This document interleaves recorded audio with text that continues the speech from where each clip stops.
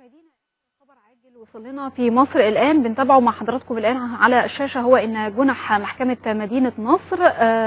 بتصدر حكم بحبس طاهر أبو زيد وزير الرياضة سنة وعزله من منصبه، وذلك لامتناعه عن تنفيذ حكم قضائي، وهو تحديدا خاص بحل مجلس إدارة نادي الصيد. وده الخبر اللي احنا بنتابعه مع حضراتكم الآن ووصل لنا منذ لحظات.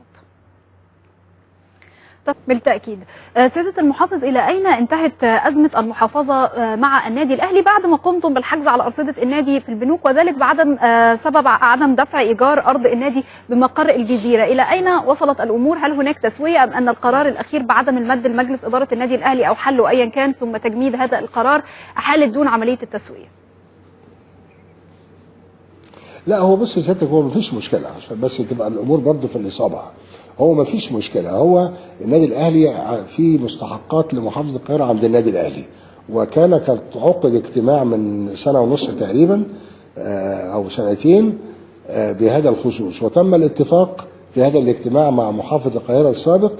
إنه النادي الأهلي هيسدد لمحافظة القاهرة $500,000 في حينه،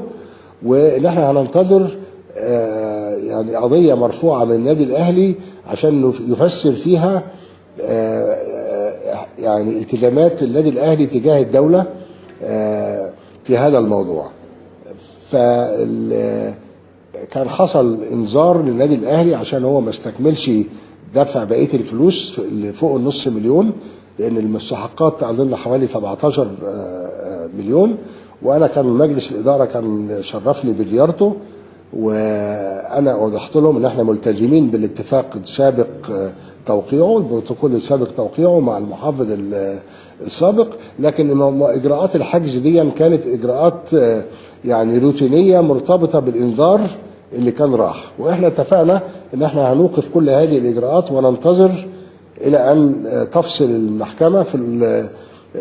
القضيه المرفوعه من النادي الاهلي لتفسير او لتحديد التزامات النادي الاهلي تجاه محافظه القاهره، لان هو كان حصل للنادي الاهلي خد ارض بقيمه اسميه منخفضه جدا، محافظه القاهره كانت زودت مقابل الانتفاع، النادي الاهلي شايف ان ده يعني لا يتناسب مع طبيعه النادي الاهلي كمؤسسه اجتماعيه ورياضيه، وبالتالي هو رفع قضيه امام القضاء الاداري،